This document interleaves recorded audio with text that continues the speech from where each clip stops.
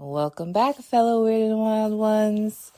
This is episode 2 of season 4, and you will notice that I'm kind of getting more into the swing of things. Each season, at the beginning of each season, I'm a little bit rusty at interviewing folks, and it's a little bit awkward. But then as I get into the swing of things and more comfortable, there's a lot more ease and flow in the conversation. And maybe y'all can't see that, but I definitely can and hear that. I still love each episode, but I definitely notice the difference as the seasons progress. Another thing that's different in this episode is that I didn't read people's their bios, because it took so long with so many people in the space. And I was like, I want to save our time for deep and juicy conversation. So that shifted this episode. It was so good to have these folks back on. Everyone in the space had been on the podcast before. And each of these people are doing amazing and beautiful work. And I'm deeply inspired by them. So at the end of this episode, I really want you to look these folks up, follow them. They're doing workshops and writing books and protecting our waterways. So please follow these folks. And I hope you enjoy the episode. All right. Welcome everyone to season 4 of the Sunseed Community Podcast. I cannot believe it. It's season 4. And I'm so excited that I get to spend the second episode of season 4 with all of you. Each of you has been on the podcast before, so thank you for coming back. Dalia, Kiam, Big Wind, and Julia. Instead of doing your bios today, we're just going to get kind of right into our check-in question. So the question is, who are you bringing into the space with you today? It could be ancestors of any kind, loved ones that are still here. But yeah, who are you bringing into the space with you today? And for the people who may not know you, can you please share your full name, your pronouns, and then the question. And it can be popcorn style. Actually, I'm gonna pick. I'm gonna do Dalia first. I didn't want to be the first one to go. So my name is Dalia Kinsey. I don't use any pronouns at all, so name only. I am bringing with me today ancestors known and unknown, chosen family, since sometimes in this life, a lot of my blood relatives are not people I would take with me anywhere. So I'm assuming in the people that have passed on, that is a thing as well. So whatever benevolent spirit that wants to claim me and look out for me, they're here too. As far as my background, anybody who remembers our episode together, we are cult fam, Goddess and I. So I am a cult survivor. I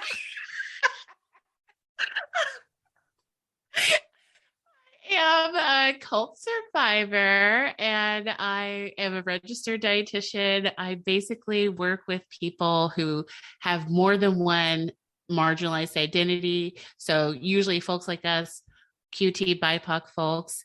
And a lot of the work I've been doing lately is working with healthcare providers so they can provide better treatment, more equitable treatment when we go to see them. Like all this transphobia in healthcare communities right now is making me want to gouge my eyes out. So I know I still have a lot of work to do. And you released a book. Oh, that's right. Yeah, I have visibility problems, obviously. So I keep forgetting to tell people about the things that I do. I wrote Decolonizing Wellness, and it is a QT BIPOC centered guide to escaping the diet trap and healing body image issues. And more than anything, it's about protecting your health, your peace, your happiness as a person who's been conditioned to devalue your own well-being. Like we've mostly all been raised to be prepared to be eaten by the ruling class, like literally consuming our bodies in so many ways. And it's very rare that anybody tells you that the systems that are in place, systemic oppression literally makes you ill and literally breaks the body down. And the remedy to that, to a large extent, is things that we feel intuitively called to do, which is gather and be in community with each other. But how often do you see anyone emphasize, especially in a healthcare setting, that you really need to be around people who see you as a full ass human being? And a lot of times it's going to have to be people who are having a similar lived experience to you. Yes, well said. Appreciate. Well, thank you for coming back on, Dalia. Having me. Okay, next up, Kiam, do you mind going?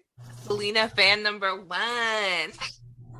Thank you. Thank you for having me back. This is so exciting to be among such wonderful, brilliant minds. So I'm super excited for this conversation. My name is Kiam Junio. My pronouns are they and them. And if you know me like that, she and her. And I am calling into the space the spirits of the children who are yet to be born, the future generations who are looking at us to create this world for them. Thank you. Thank you so much, Kiam. Okay. I'm gonna go who's next on my screen. So Big Win, do you mind going next? Yeah, Hithatina Habathan, say Nichia na sit na hinana in na hot day Nichi. Hello, it's good to see you all here tonight. My Arapaho name is Wind River. Most people call me Big Wind, named after the Big Wind River. I'm from the Wind River Reservation. I grew up in Arapaho, Wyoming. And if you remember the episode I was on, I'm a water protector and land defender. And I believe, as a two-spirit person, a part of my community, that land defense, water protection is a part of my journey. And in that, we have to create community. And to create community, that means that we have to have alternative living systems. So I feel like I have invested a lot into that, and I feel really compelled into that. And I feel like what I'm bringing into this space right now is my inner child. One of them, I feel like, would be my inner child, because I feel like they're not bound to the confines of like our society. And even when we're talking about like forgiveness and trust and things like that, I think it's good to remember like that part of yourself, and of course the ancestors. But yeah, thank you. Thank you so much. Yeah, I'm feeling this like inner child vibe. Like I feel like that's gonna come and like have such a big role. Shout out to Kia in like our whole conversation. And thank you so much, Big Win, for coming back on and just sharing your wisdom, more of your wisdom, more of your magic. And Julia, would you like to go next? Sure. I'm Julia Mallory. I feel like I'm never good at introducing myself. Yeah. So what I'm bringing into the space is not a good introduction. Let's start there. Maybe a little humor, maybe a little comedic relief. I feel like my people are always like with me, no matter the space that I enter. And so I'm open to also being surprised. I don't know who is going to come through and join us in this space. So I feel like I'm trying to bring my best self and bring some energy after a relatively long but rewarding day. So yeah, I'm happy to be here. I'm so happy you're here too. I shaded that. I feel like there's a lot of like water energy coming through and like child playful energy coming into this place. Shout out Black Mermaids with Julia and Mallory. Also, Julia, you just premiered your first film. Can you tell us what the name of the film is? Sure. The name of my short film is called Grief is the Glitch. And it is a short experimental film. And glitch it has multiple applications. I think in the film, I'm trying to demonstrate the glitch like in a modern sense, like a glitch being something that commands our attention, that is looking for some sort of resolution, perhaps. Also thinking about our online connectivity and how that can also sometimes how death can be looped in online spaces. And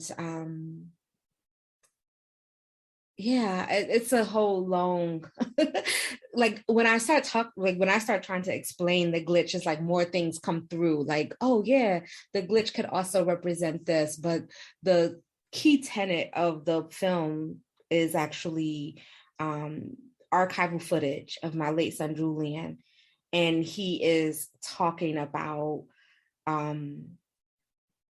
the video was recorded in like January 2017. And Julian passed in June 2017. And he's basically he's like being interviewed by one of his mentors, and they are asking him about what does he think about all the violence that has happened in our community. And so he kind of starts explaining, what he thinks the violence mean, and that how people, when they take a life, they don't realize that they are taking that other person's life in their own life because of, how the violence will also stunt them as a human. And so it's like a lot of foreshadow, and it's kind of relatively creepy, but I'm also very grateful that he left us his voice, and also saying that even, like we can speak for ourselves. And so I'm happy to just be able to have that impactful footage from him. Mm-hmm. Yeah, thank you for sharing more about your film. There's something really precious about having recordings or like audio of our loved ones who have transitioned. I have some of my grandmother, and that's dear to my heart. So yes, I understand that. I think for me, I feel like, especially with this conversation we're about to have, and it's going to be my 30th birthday in January, and I just have such a deep appreciation for my friends that I've known since middle school, high school. And so I feel like I'm bringing in those like way back friends with me, and also the friends who and the loved ones who continually don't give up on me or us or even themselves. They are here in this space with me and us today, and I feel really grateful for that. Always the ancestors, yes, big one, always the ancestors be here. And again, water keeps coming, and I feel like the ancestor water is here too. So I'm feeling that. I'm feeling that. Okay, y'all, let's get into these questions. So the first one is, and it's open for anyone to answer, but what have you been learning about grief, repair, and growth since we last spoke? I've been thinking about this one, and part of me wanted to have something that sounded more evolved. But in reality, I feel like what I've actually been learning is that it's okay to not be interested in any of those things, depending on how the relationship makes you feel, because our time here is so short. And I feel like all of us on this panel, all of us in this room, we have clear missions and we seem to be clear on our missions. And it feels like there just isn't enough time to get there. That's the feeling I have. I feel like when I was born, I already felt like the clock was ticking. What am I supposed to be doing? I got to get started because I was sent here with a mission. And those relationships that just make me feel tired, even if they could be repaired, I realize I'm no longer interested. And it could be because I turned 40 last December. I'm going to be 41 this year. And it's like something snapped. Or maybe something clicked. And I have heard for so many years that people said, oh, in my 40s, I just started doing what I wanted. And so it could partially be I was geared up to be like, here are new boundaries. And now that I'm in that spirit, the only relationships that I'm willing to put that type of energy into are the ones that already made me feel nurtured and held. And there could be a wound there, but it feels worth the energy to repair it because we edify each other. And in those other cases where I just felt like I needed to repair this relationship because it's supposed to be, and that's in air quotes, a meaningful relationship, maybe because of how you're related to that person by blood, I have just decided to let that go. Yeah, that's a word. These texts, Yes. Texts stay unread. Also a word. Yes. I think, Goddess, something that I've been thinking about since our last chat, especially in relationship to grief and grief work, it is such an entangled web, and trying to have conversations with folks around loss, and there has been so much suppressed grief, and realizing that, it's not that I didn't realize that, like, people have real trauma around some of the things that they are grieving. But I think even thinking about how safe people need to feel in their bodies before they can even be open to the experience of trying to even tap into whatever signals that their body is sending them around grief. And so I know that I always try to approach the work from a place that is not centered in shame, but realizing that there are so many conditions sometimes that have to exist for people, or even before people can even face it. And so I think what I've been trying to do is just continue to find more creative ways to engage with folks and figure out where is there a place of safety to help. I won't say help folks get there, but just seeing, what is possible. And it's not always obviously it's not an easy process, because we are so much in a society that is very grief avoidant. And so, people, we bring in our whole lives of not really sometimes dealing with things, or even being able to acknowledge it, let alone name it. So it's a lifelong pursuit. I think, I think that's probably something else that I'm learning, and just respecting that everybody, some folks are doing their grief work, but they're not going to call it that. Like, that would never be a name that they would use. Folks are healing in a variety of ways. It doesn't just have to be one way or the ways that we prescribe. So also just being open to that too. Just like,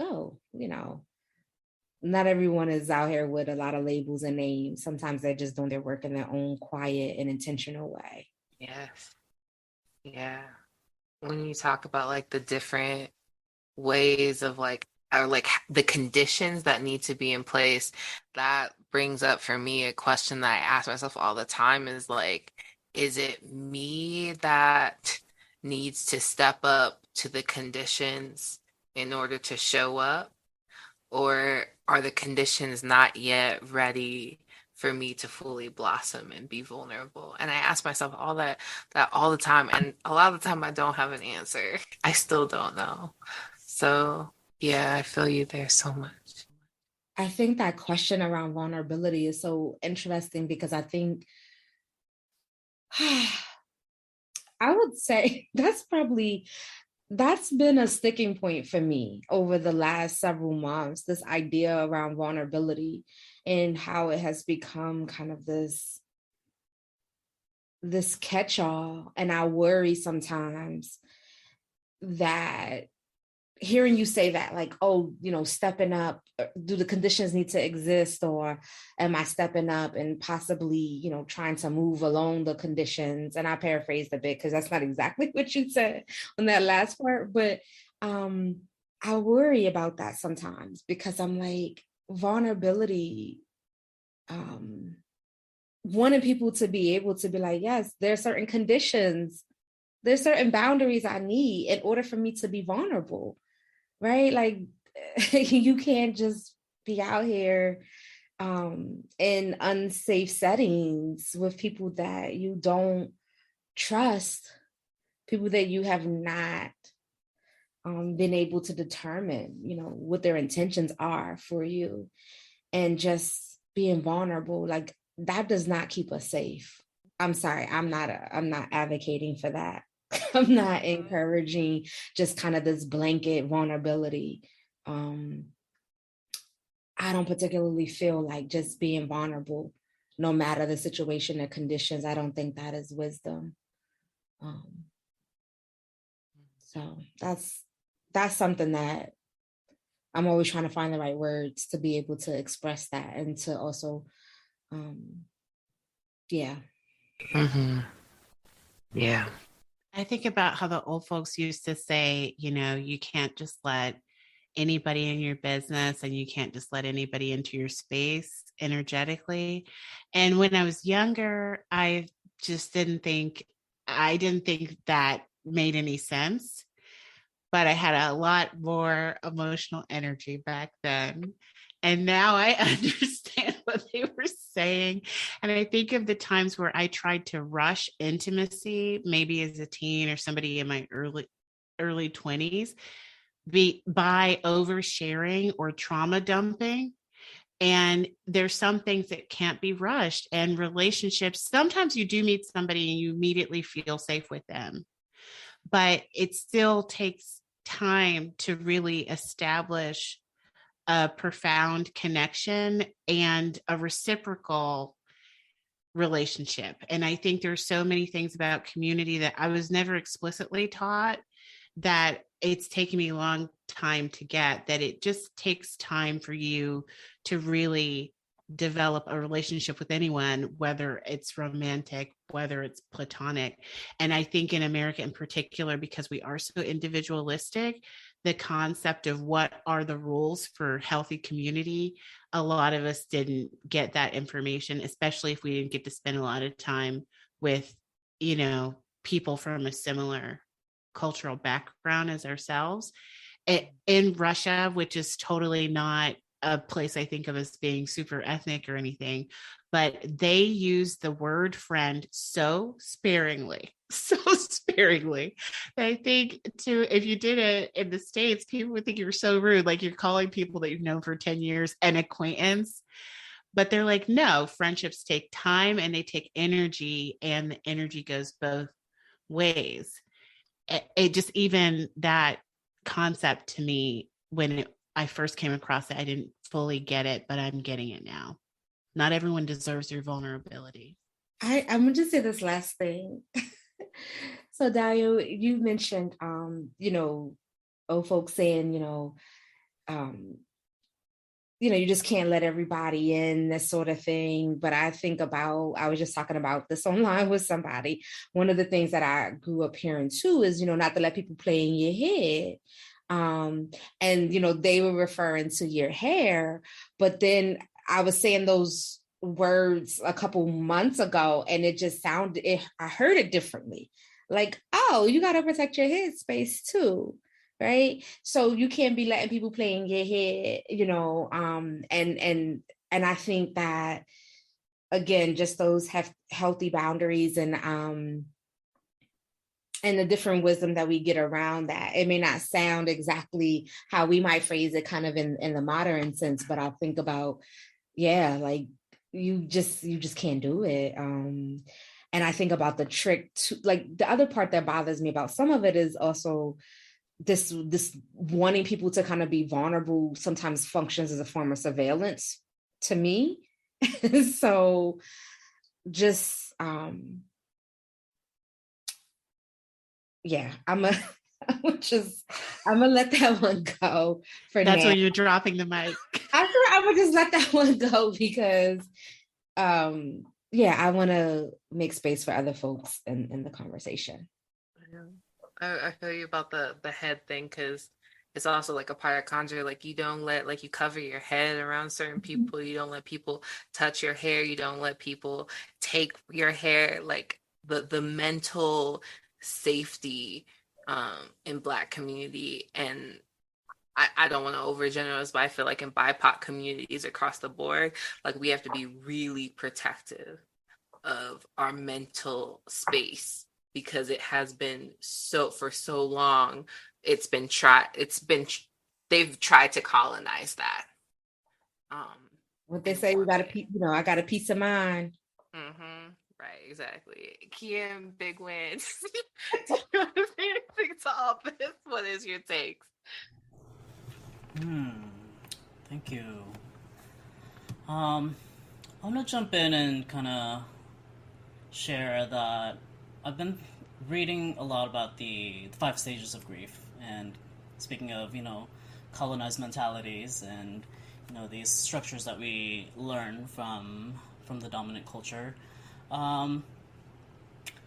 As we all have experienced grief is very messy, and these stages were never really meant to be like going from one to the other to the next, and then as if like you experience one and then it's over, and then you're completely done with denying, or you're completely done with bargaining. These are, I think, somewhat helpful themes that maybe we can kind of identify with and use to, like, okay, maybe this is kind of what I'm feeling right now, right? It maybe helps to contextualize how we're feeling, so we can understand our inner world in context with the external world.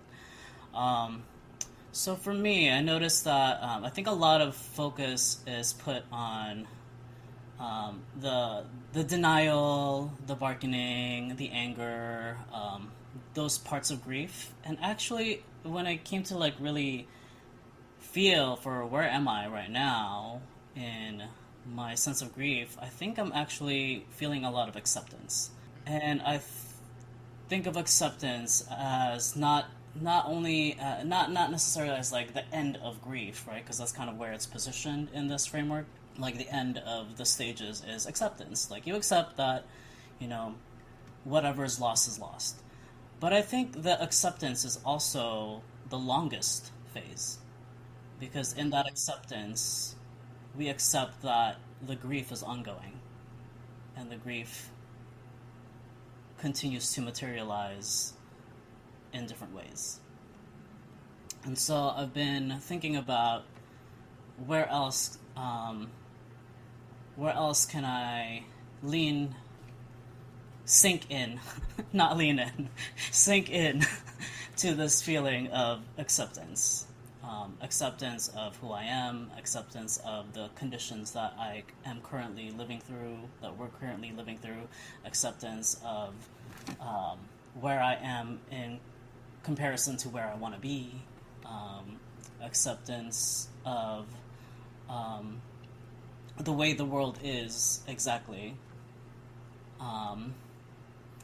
acceptance of my complicity in the toxic systems and behaviors that I've also inherited.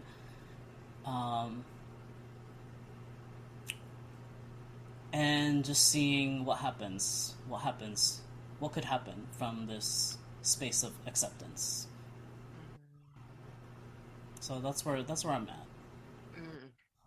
That acceptance piece I think is so big for me and like something I struggle with because I think I can accept the things that have happened in the past, but where I still struggle is like how do I find acceptance of like, okay, I know what happened to me in the past. I know what I no longer want to allow, but like how do I continually accept where my loved ones that I still associate with are at now and how they may or may not be able to show up for me in the ways that I need and accept that like I might need more than one particular person can give, or I might not be able to give as much as one particular person. Like that, the present acceptance is hard for me, I think. And I think you spoke to that a little bit, and that's definitely something I still struggle with. So thank you for bringing that into the conversation. Yeah, I like that explanation that that's not the end of the grief and that it just keeps going. So even when you say you struggle with it, can it also be that you just are still in the grief? That Oh it my God. you move through the steps and then you go back, the way we all do. And Mhm. that maybe it feels like a struggle because you wish you could just not hurt anymore. But it also sounds like that is natural. Like it sounds normal. Mhm. It's not fun, but it sounds like that is that's how grief works for a lot of us. I think it's also acceptance of, what you're capable and of receiving or giving in any moment. Mhm.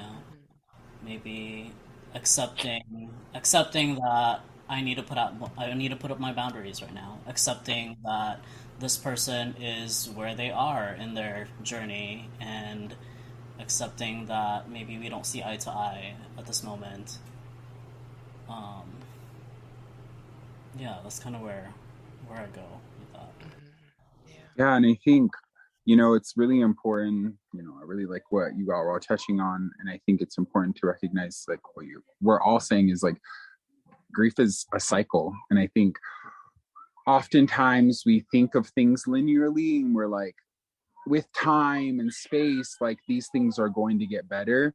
But a lot of these emotions can be like reoccurring.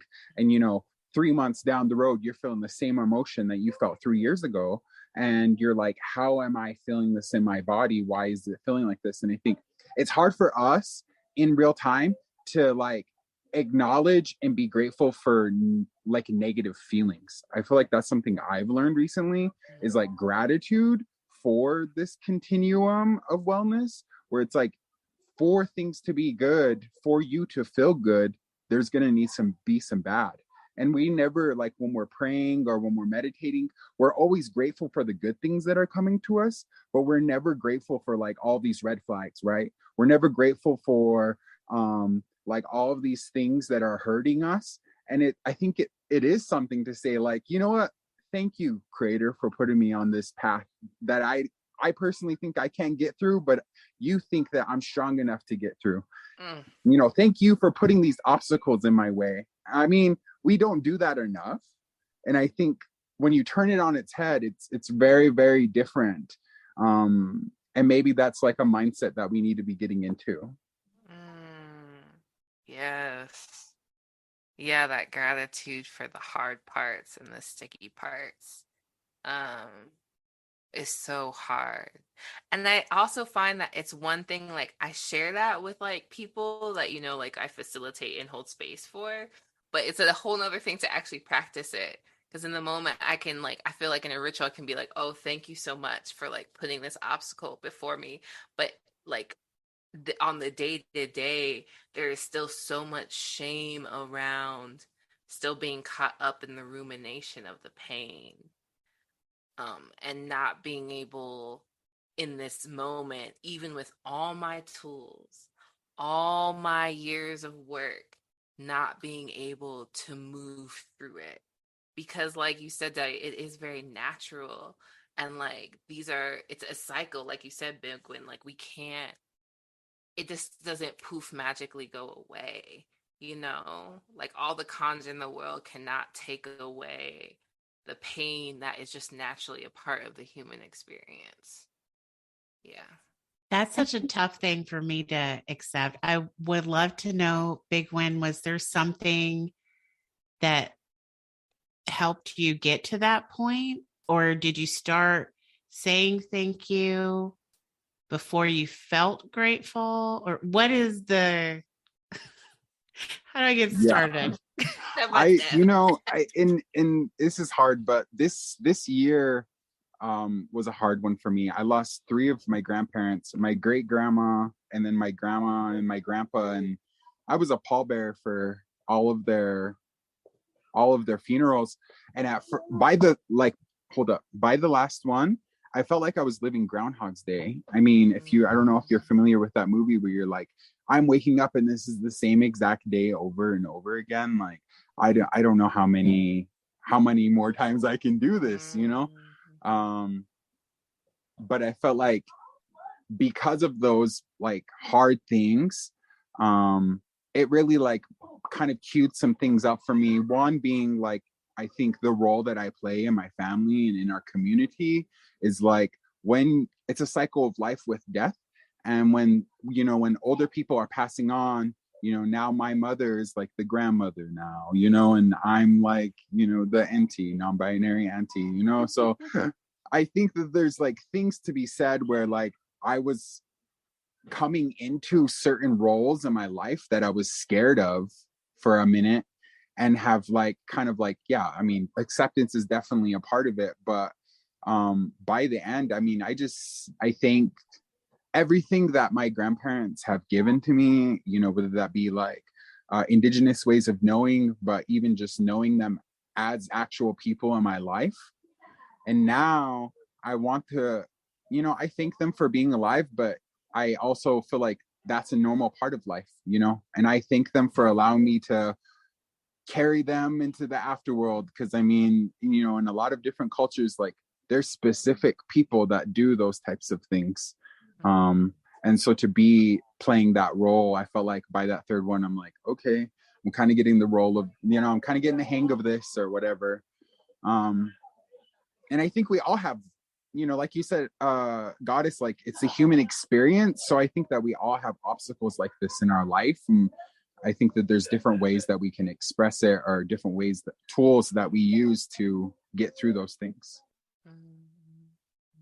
Yeah. I like to say a word on the idea of acceptance in relationship to grief, because I think one of the things, so there's a couple things I want to say. One of the first thing about acceptance, I realized that like I could accept where I am at in relationship to loss without necessarily accepting the conditions that created the loss. And I think that is sometimes where it's easy to get stuck, right? Like, oh, I have to acknowledge that this is where I'm at. But the things that happen are absolutely horrible. The circumstances that created this grief are absolutely terrible. I think I've also been like rejecting the idea of that sometimes the things that like that some of this shit can be fixed, right? Like I think that's another thing too. Like there's certain things that have happened to us that we have experienced, and I think this is why even rejecting those simplistic ideas around healing, because sometimes I think we think that because we've done a lot of healing work and we've done a lot of intentional things around trying to transmute our pain, that we're never going to feel pain again. And so I think this is where I'm like tapping into the idea that closure is a myth, right? It's this idea that like, oh, this horrible thing happened to me. I did all the rituals, all the therapy, all the herbs, all of this, all of that. And so now I'm never going to feel that again. I'm never going to experience that again. And I don't think that's realistic. And I'm not exactly sure even where we as a society developed that idea. And so I think, Goddess, you mentioned something about like not being able to like move it. And I've been trying to master this idea of like moving between letting the thing move through me or just moving around it, right? Like not feeling like some of that shit is not mine to carry. So like trying to know which is which. And so sometimes I think, I feel like healing just gives me the opportunity to not let the thing destroy me. That doesn't mean I'm gonna have like never gonna have to face it again. That doesn't mean that I'll never even ask the same questions again. It just literally is just like, okay, I do not want to become a casualty of the horrible thing that happened to me. And I think the last thing I'll say too about the stages of grief, and Kiam, you mentioned about that it was never meant to be kind of this linear step-by-step process. And I often also think about, because I have definitely found it helpful to share with folks in workshop around the origin of how Dr. Elizabeth Kubler-Ross developed, those stages. Because that was even holding a lot of folks back. They thought something was wrong with them because they were like, I feel like I'm still stuck in this phase, or why am I going back and forth? So people even just knowing that it's natural in a sense, right? I won't pretend that I'm grateful for I'm not grateful for the bad days, but I am grateful though for the emotional range to be able to recognize that trouble probably not going to last forever. I am grateful to even recognize that I'm not, like, it's not the end, right? It might be something that has happened, but I'm grateful just to be able to say, I believe I can, end up on the other side of it. I don't know when. And I think that is like, even that process sometimes, I talk about like not rushing folks from grief to gratitude, like allowing us to kind of feel that full range so that we can, all get there in our understanding. But, Kubler-Ross, developed those stages initially in her relationship with people who were facing their own end of life mortality. And I do wonder sometimes, would the conversation be a lot different if that wasn't, those weren't her subjects? Or, what's the culture of even the people that, she was in conversation with, as they face end of life mortality. So I do wonder too about, I love that we can continuously have this conversation and continuously say, hey, what is useful here? And even learn new models and, and just, continuously have that conversation. But I did find that even folks felt so relieved when they were like, oh, so you mean there's nothing wrong with me? I remember telling people, I was like, listen, it is not uncommon for me to hit all of those cycles sometimes before 9 a.m. Like them little waves, these little touch points. And I also thought it was also interesting too, because even just how I think anger is situated, in the model as well. And I think it's useful. Like some of us should absolutely be angry about the things that have happened. So I'm really appreciating, this discussion. Mm-hmm. Yeah, I think so. One thing that what you just said brought up is just like, I think that there's a difference between like, I don't think that all the tools that we have developed over time, on the individual level, for me, it hasn't made it like the grief easier. It's made me more aware of the grief. So in some ways, the grief actually can be tenfold in the way it expresses itself now, because now I'm allowing myself to feel the pain. And hey, sometimes that don't even happen. But when it does, like I really feel it. and I'm trying to allow it to last for as long as it needs to last. And if that's for as long as until I take my last breath, it's until I take my last breath. But the awareness of it, I think, gives it more space to move through. I do want to move more into the trust part of this, because we've talked about, the pain and the grief, but when it comes to trust after the harm. So where do you think trust begins? And maybe you have even some examples of like what trust has looked like throughout your life. Well, I will say when I was a kid, I really thought my family unit was perfect.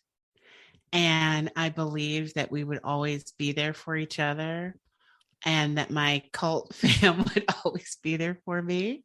I'm trying not to like, we cult life. Anyway, sorry, keep going.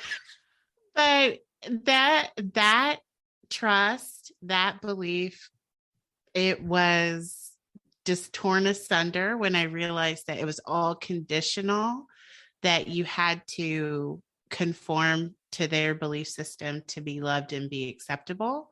So after that experience of being confident for a lifetime, well, until early 20s, that this love was real and unshakable, then finding out that that wasn't true for years, it made me feel like family's not real.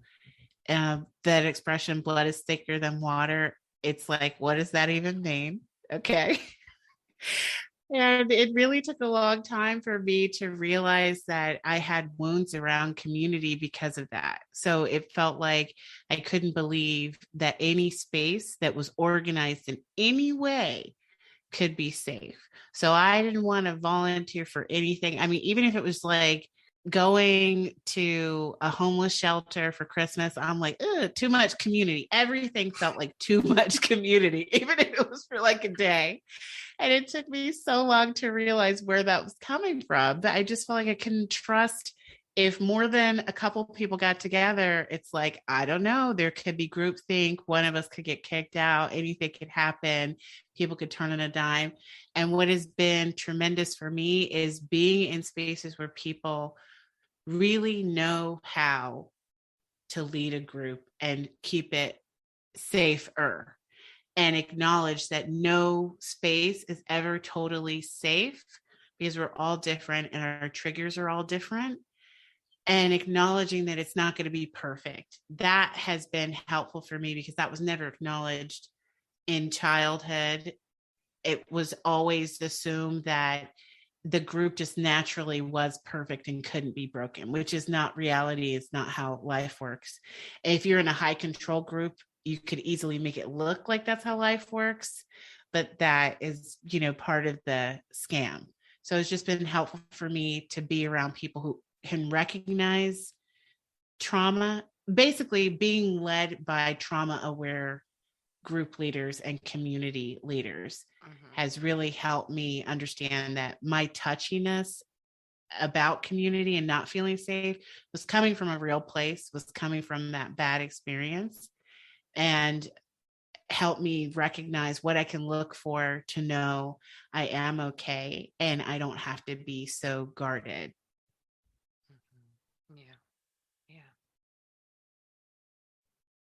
I think for me, as far as trust is concerned, I don't know. I think I had to learn early on, like how complicated humans are, and like learning how to love folks and still hold space for their ability and capacity to disappoint. And then, even beyond that, also cause harm. I think I'm a person that is open to relationship and community, but is also very much invested in the idea of growing my relationships at the rate of trust. And so I think that is something that was talked about earlier about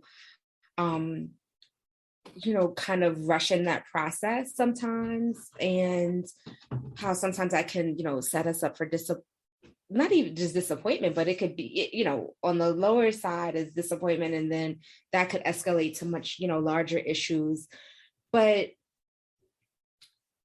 I think for me, trust begins, I don't know, I try to take responsibility for it beginning with me. It's like me being open to the possibility of reciprocity in an exchange with another human. And then if I'm open to that, again, moving at the rate of trust and not trying to just rush through it, because there's a lot of reasons why we might rush through it, but I try to feel like, and I was in a group recently. I attend sometimes Wednesday night study with J.T. Perry and the E Cousins, and there was shout out to J.T. Perry. Yeah, shout out to Jade. And there was I tried to find the facilitator's name for the one session, but the conversation that kept coming up, well, the whole conversation really was about intuition in a sense, and then also kind of how do we get to that full body yes. And I think that sometimes this society always wants to rush you. And so how do I take responsibility for my own energy and recognize when I'm not there yet? And so, and Goddess, I think you might have attended, I don't know if you attended my Whose Imagination Created You workshop, where we talked about kind of this idea of intuition. And so one of the things that there's another writer and intuitive spirit who I have a lot of respect for, Dominique Mati. One of the things she had posted recently was about living outside of her intuition for so long. And so I thought about that, because I always start that workshop out with folks working with a definition of intuition. And that sometimes, right, when we've been disconnected from it, how do we rebuild that in ourselves? So for me, like, where does trust begin? It's like, I want to be able to just trust myself first. Like, I want to be able to trust myself. And I think that, that can be a more difficult pursuit. And I wonder sometimes if the rushing sometimes too is us trying to rush past the parts of us that we don't trust in ourselves. But yeah, so where does trust begin? I think for me, just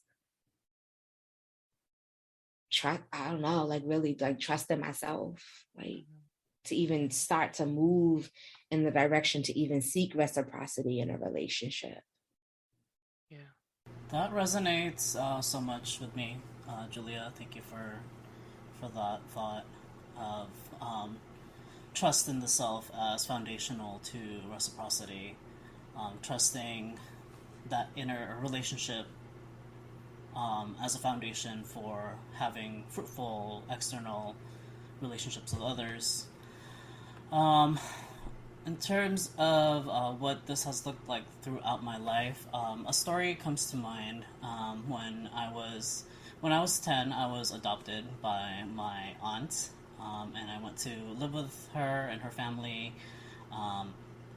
My aunt is my mother's younger sister, and my mother passed away when I was 6, and took a couple years for her and her family to formally adopt me. But that first year was absolutely perfect. It was kind of, for me, that fantasy of like, going off to another country and this new world where this family like loves and cares for me and wants the best for me, and is bringing me from this developing country of the Philippines into a new world where I'll have like all the opportunities available to me, right? The fantasy of that. And I think there was that initial trust in my caregivers, that initial trust in this fantasy of America, and the Western world. And not long after that, I felt that trust betrayed.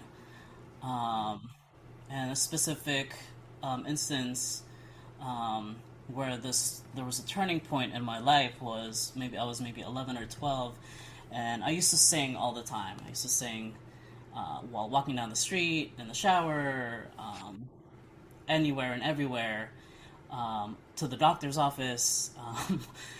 After getting my teeth pulled, I'd always be singing. And then one day I was with my mom, my adoptive mom, and it was just her and I think coming home from the dentist actually, and she said, and I was singing in the car, and she was like, "Why do you sing all the time? Stop that." And that moment still stuck with me for so long as this moment when my trust in her was betrayed. Because it was a moment where I realized, wow, this person doesn't see me, doesn't validate me, and doesn't actually want the best for me. And I think that moment really defined our relationship to where it is now, where I think I think it's been a lifelong journey to unpack that and to repair and to grow from this relationship. And kind of going back to what we were talking about when I was a guest previously, when I was talking about how when we are children, we feel certain things based on what we experience, and then we create a story, we create laws about how to behave, and we create narratives about ourselves and about other people. Now that I'm older, now that I'm an adult, just like my mom is, just like my mom was, I see how much she is a product of her own upbringing, how she is a product of her own traumas that she inherited and that she experienced. And I see her more and more now, as also just another adult. And it complicates that feeling, that narrative that I had painted about her of, oh, I can't trust her. Oh, she's not looking out for me. You know what? Looking at it now that it's more clear to me, she might have just been tired. She was working 8, 9, 10 hours a day, taking care of 3 children. My dad was often out at sea, and maybe that was just a bad day for her. And I had created this whole relationship, not just on my own. Obviously, there's also other evidence to support the things that I feel. But more and more now, I'm coming to a place of acceptance of who she is, and where and how our boundaries look now. That feels so, because like for me, trust feels like this thing that it continues to morph. And I think as you get older and you experience more relationships, you realize how not black and white it is, and how trust is like an action that has more potency over time. Like trust builds over time. Trust is something that you have even when sometimes someone or you is not being trustworthy. There can still be trust in the relationship. And so and part of that, Kiam, like what you're speaking to around like understanding or being able to zoom out and look at the whole picture feels very much a part of trust. And even though that might be a part of trust, it still doesn't like justify, how people have treated you or things like that. It just gives reasons for it. But I think that's so much a part of trust. So much. Yeah, I think we can all say that we've trusted somebody that we shouldn't have. And that's like a kind of remembering the first time I feel like feeling that I trusted somebody that I shouldn't have, and like those kind of feelings of like, well, I'm going to have to put all these guards up. Like there's going to be a moat, and like my castle is going to be, and this wall is going to be as big as the wall between Mexico and the US. And as you get old, I mean, I feel like as I've gotten older, and I'm glad, Julia, that you brought reciprocity into the conversation, because that's fundamental to relationships, and knowing when to trust somebody is, do they trust you? And is there that shared trust between each other? Because if we're not even there yet and we're not trusting each other, then we're not building like a solid foundation for our relationship, whether that be platonic or not. I think that's like really important. I think for me growing up, like I feel like I think there are things that are dysfunctional about every person's probably family unit, where you're like, this is normalized to me. And then you grow up and you're like, okay, this is dysfunctional. I think a lot of people have like a negative connotation to the word dysfunctional. It makes them feel ugly, but what it means is it doesn't work. So we're doing things that don't work. And I don't think we should have like this ugly feeling when someone's like, oh, I have a dysfunctional family. And everyone's like, oh, that's an ugly feeling. And it's like, kind of building what Kiam was saying, like we were raised by people who have their own lived experiences, their own traumas, and then those things that were inherited from the people before them and the people before them. And so really, we're just a microcosm, like as a person, of this larger issue of trust. And what does it mean to actually, build a community of trust? And I think that there are fundamental things that need to happen in a community where you can be able to trust each other. I mean, I think we've lost some of those components from our communities. Yeah, I feel that so much. And I think that, trust also starts with myself for me too. I agree with Julia on that. I also feel like trust looks differently across cultures. And like what you do in order to show someone you are trustworthy or show them that you trust them, can get lost in translation across cultures. And so there's also that barrier. And I mean, I would love to get into that more, but I know we are like short on time. So I want to go to the next question, but I'm just like, oh, this is like, yes. But the last question I want to ask is, how do you know when you can start to trust again? And what does it feel like in your body? And like, if you want to tag on to that, how do you try to show you can be trusted again?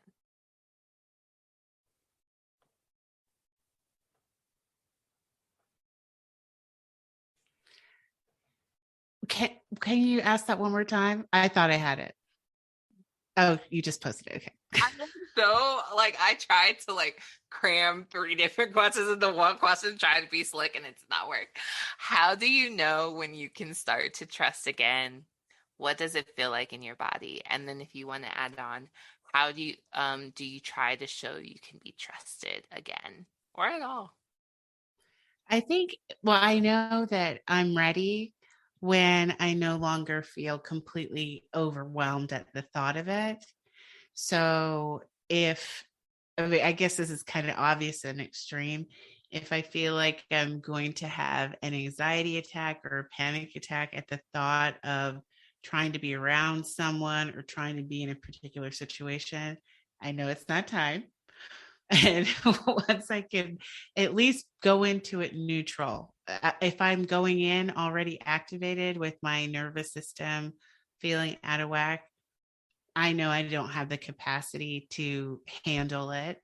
And so it does go back to being able to trust yourself. If I feel like I can't trust that if things go wrong, I can manage it, I can handle it, then I can't go into the situation. And I show that I can be trusted just by patience and respecting other people's boundaries. If somebody says they're not ready to repair a relationship or forgive, then I leave it alone and just continually make an effort to respect the other person's autonomy. If somebody doesn't want to be your friend anymore, if somebody doesn't want to be your family anymore, that's their right. And it's also your right to feel however you feel about that. But, we can't impose our will on other people.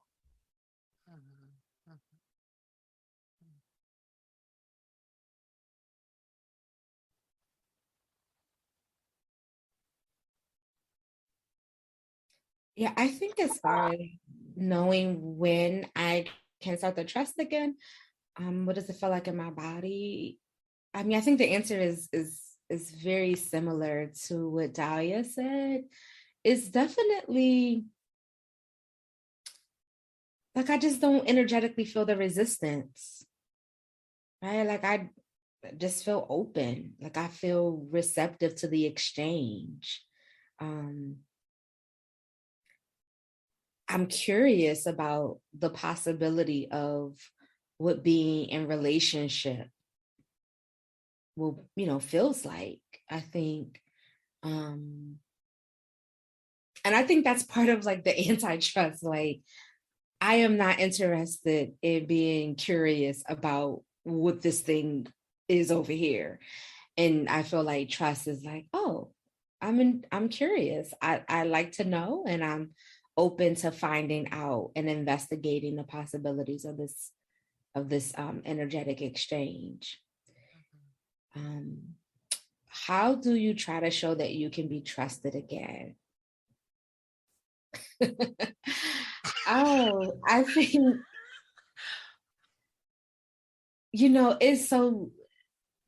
it really comes down to trying to be, like they say, impeccable, not just with your word, but in your deeds as well. And if any of us have ever, been in that place, how sometimes it can be so difficult to try and shift that thing that that maybe used to be so easily given. And so now to be put in a place to try to earn back what used to be so maybe freely given to you it's like the worst feeling in the world. So I think like in trying to show like you could be, for me, how can I be trusted again? I think there's a certain humility that comes with that, and a certain humility and a certain consistency.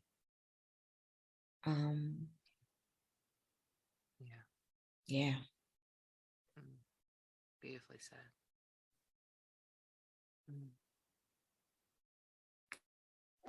Yeah, I think it's important, like what they say, like trust your gut. And that comes, I think that's a part of intuition.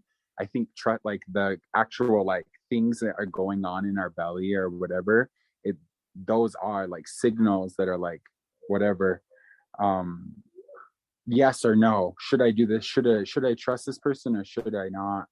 And I think that there's like experiences, there has to be able to like be experiences where you can build on that trust, or where someone can like try to gain or like re-earn something that was taken. And I feel like, being on the other side of the coin, when you're talking about how can you show to be trusted again, I think for me, it's about having these bonding experiences where I can show somebody that I've changed, or show somebody that I was in the wrong and apologize in a situation, but not only, just saying the words, but proving it in providing whatever is needed. If somebody's like, can you be here at this time?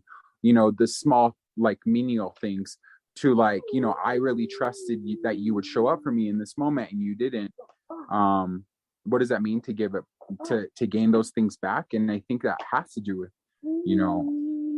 our repair work that we're doing, both internally and with our friends. It's like, I know that there's times where I've wronged people, and I don't want that to be like, and we've had to end relationships. I don't want that for my future. And I have learned from, certain relationships where I think people played archetypes in my lives, and maybe I was the villain in their eyes, and maybe they were the villain in my eyes. But at the end of the day, maybe we needed to come into each other's lives so that we can learn that lesson. Sometimes when we win, or when things are all beautiful and gray, we don't learn those lessons that we're supposed to learn in life. And I think oftentimes the greatest lessons in life comes with the greatest hardships, the hard relationships, the things that we went through that we didn't think we could get through. Yes. I think what challenging relationships often, hopefully, inspire us to do is to redefine our boundaries. And I think that, for me, is a signal that trust can be rebuilt. When I'm able to state what my new boundaries are with someone else, or on the other side, to have a conversation where I can ask what their boundaries are. In preparation to this, you actually had another question that I wanted to re-inject back into the conversation, because I think it's really relevant to this conversation. And it's the question of, how does worthiness play into building trust? In thinking of boundaries, what I've been working on for myself and with clients is seeing boundaries not as an either or, right? This question of, like, are you worthy of my trust, or are you not worthy of my trust? And I'm moving away from this dualistic perspective, because I think worthiness is something that we may have inherited from a patriarchal, capitalist, imperial, racist culture. And rather than looking at worthiness, I want to invite this idea of, someone else mentioned this, capacity. And capacity can change at any moment based on our inner resources. So maybe in this moment I am capable of having an open relationship, or open exchange of energy. And maybe another time, when I have a different amount of resources available, maybe I have less capacity to engage in this relationship. And I think just being open to how those boundaries fluctuate based on how we're feeling at any given time, I feel is a much more humane way to look at trust building. Yeah, there's a lot less, like, judgment there, and there's, like, I don't know, more ebb and flow to it. And I think that this is a good segue to go into, like, this is such a beautiful conversation, and I cannot express enough how grateful I am that y'all agreed to come on, and how magical this conversation has been. But I really would love for this conversation to continue. I know that people are going to want to know what y'all are up to. So please, like, let's start with, actually, Kim, because you mentioned your client. So what have you been doing lately? What offerings do you currently have, and how can we get in touch with you? Awesome. Thank you for the invitation to share. So I have several online courses available. One is on the 5 elements and goal setting, and how they relate to goal setting. So creating, like, this framework of setting goals and essentially planning your days based on the 5 elements. I also have another course on shadow integration. I think last time we spoke, it was going to be a workbook. It ended up becoming a full online course. Hey. Yes, and another course also on healing imposter syndrome through mindfulness. Along with those, I also am open to developing coaching relationships with people. I usually begin with a 4 session package called I call it like a coaching starter pack. And so in these 4 sessions, we get to know each other, and we just kind of like it's kind of like a dating kind of experience. And then based on how that experience goes, you're welcome to sign up for a longer commitment, a longer relationship of coaching. So yeah, I keep it very simple in that format now. Yeah, and Ah, sending that invitation out there. that's dope. I'm really curious about this like elemental planning thing. Like I'm interested. Okay, let's go next to Dalia. You're next on my screen. Yeah, what's going on with you? How can we reach you? So the best place to keep in touch with me is on Substack, which is basically an online newsletter service, and that's daliakinsey.substack.com. So if you sign up there, you can get the first chapter of Decolonizing Wellness, so you can see whether or not it's something you want to dig into. It will And be. also, thank you. There's a little quick guide to getting over some of the barriers to intuitive eating. So a lot of advice out there about intuitive eating is so white centered that I just don't think it feels accessible to a lot of people. So one of the guides that I have out there that you get automatically when you get on the newsletter is centered on that. Because like we've talked about in this conversation, trusting yourself is so foundational to being able to have relationships with other people. And one of the simple ways in which we totally undermine our intuition every single day is when we sit down to eat and we look outside of ourselves to decide what to eat and how much to eat and when to, call it quits. So I really love using body led eating as an entry point to magnifying your connection or amplifying your connection to your intuition and what your body is telling you. And aside from that, I am working on having my first ever in-person retreat. It's going to be in Bali. That's in March of 2023. So if you're hearing this now, I feel like you should check it out. Go out and register. I think it's going to be so much fun. And it's going to be, of course, queer and POC centered. But if you have a partner who's not either of those things, they can come too, as long as we've screened them for safety. But it's going to be a Yeah, good don't be time. reckless. Don't be inviting people to the cookout that should not be at the cookout. They don't have no flavor. They ain't got no. Don't invite them. I love that. Don't be reckless. Oh, congratulations, Delia. Okay, so Big Wind, what's going on with you? Yeah, I just want to thank you, Goddess, for inviting me onto this episode. And for me, I'm easily reachable by Instagram at Big Wind River. And I post a weekly playlist that's like a different genre every week. So if you're like, needing to feel some type of way, usually you can look through them. I think I'm on like week 35 right now.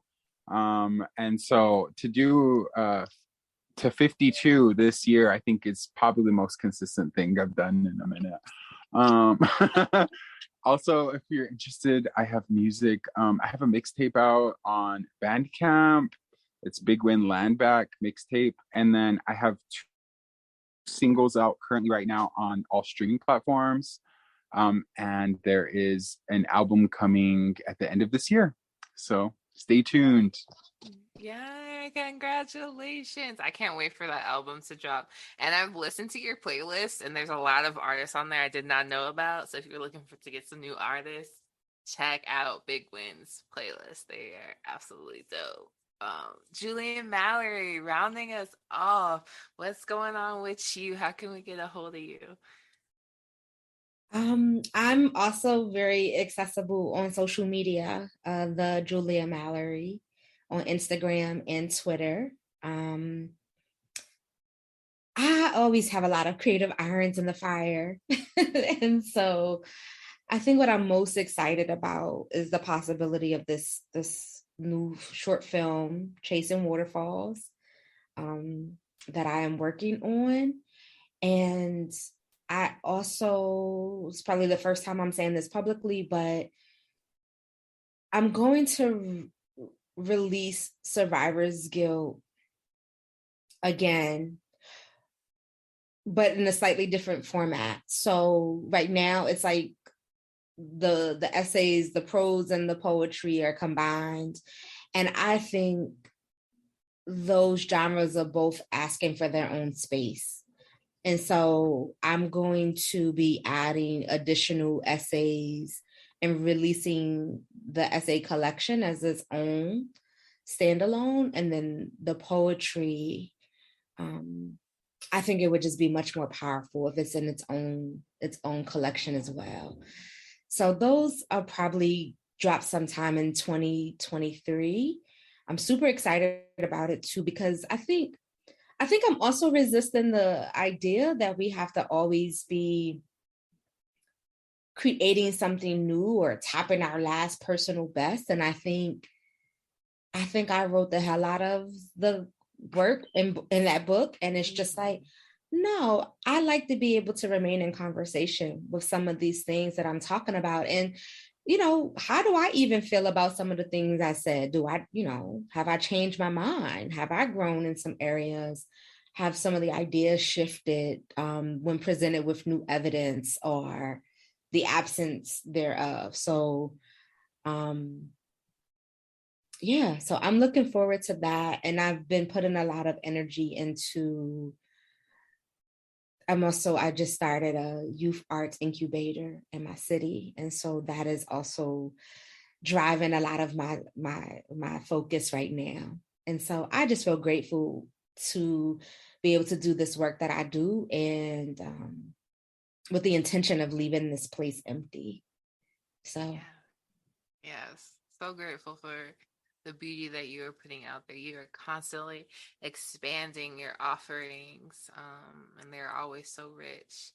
Y'all, it has been a beautiful conversation. So I'm gonna end it here. I just want to express to y'all again how grateful I am for this conversation and also for your existence. Y'all are each magical and doing your own damn thing so beautifully. And I just want to, petition the ancestors and Great Spirit to continue to support you in all that you do, because y'all are absolutely magical. So thank you. It's been such an honor to be in such good company. This was wonderful. And it's a wrap. It's a wrap. It's a wrap, wrap, wrap, wrap, wrap. There's no music on this season, so I will be the music.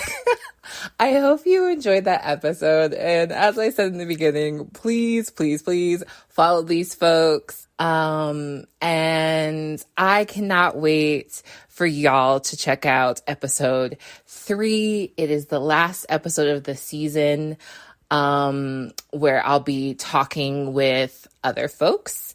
I might do an episode with just me. I don't really like to, but maybe it's time. So anyway, hope you enjoyed the episode, and I'll see y'all on the flip side. Laters, gators.